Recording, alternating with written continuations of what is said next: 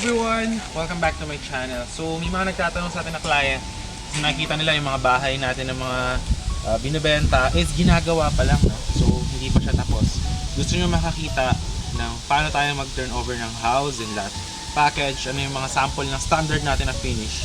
So papakita ko yung dito. Yung client natin dito is nabili tong house and package natin, no? Ganito, yan. Normally sa package natin, meron siyang gate, may bakod. Yan. So ganito. Normally sa package natin guys, meron tayong gate and bakod kasama sa property. It's either kung nabili nyo 200 square meter, tapos ginawa natin ng house, kasama na yan sa turnover. Okay?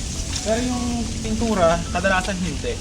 Very yan. Pero kung gusto nyo ipakulay, mura lang naman yung ipakulay. Standard natin na finish ganito guys. Yan. Meron tayo dito ng mga railings, may pintura, tapos ito, naka-tiles.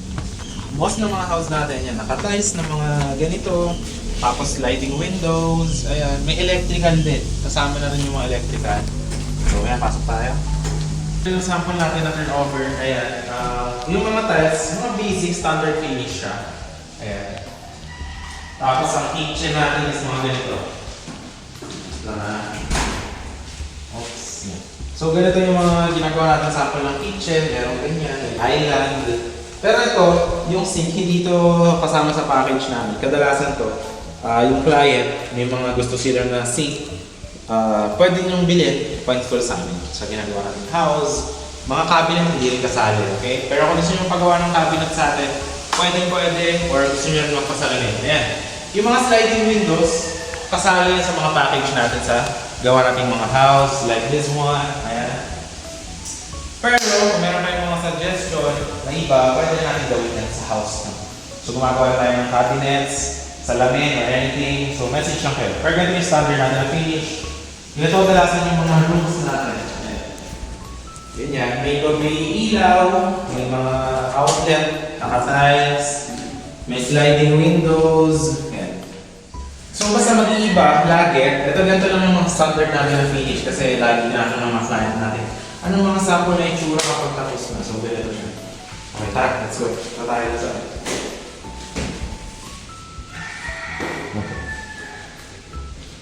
Ito naman tayo ngayon sa CR. Standard natin na CR, ganito. May pintuan, aluminum, para hindi, kahit mabasa, hindi masisira.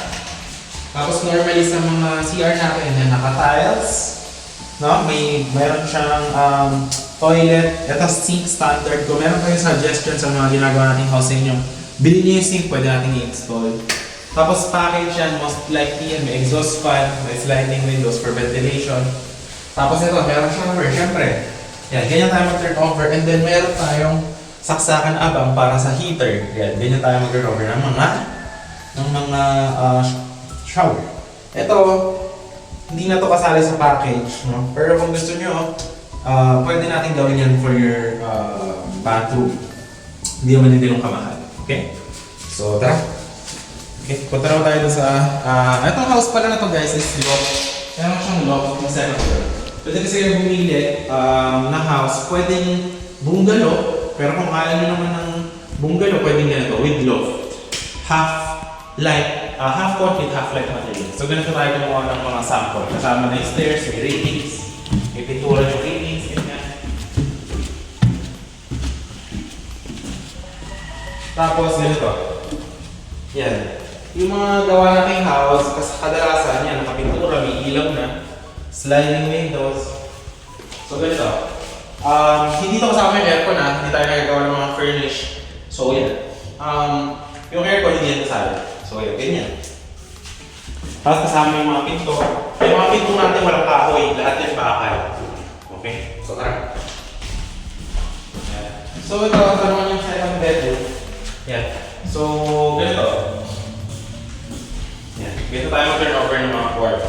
So standard finish siya. Talagang kung paglipat nyo, dadaan nyo na ng gamit, pwede nyo nang tira. By the way, itong house na ito pwede natin gawin sa mga 200 square meter natin na package or 300. Pag sa 200 square meter, pwede natin gawin itong house na ganito for only 3.5 million.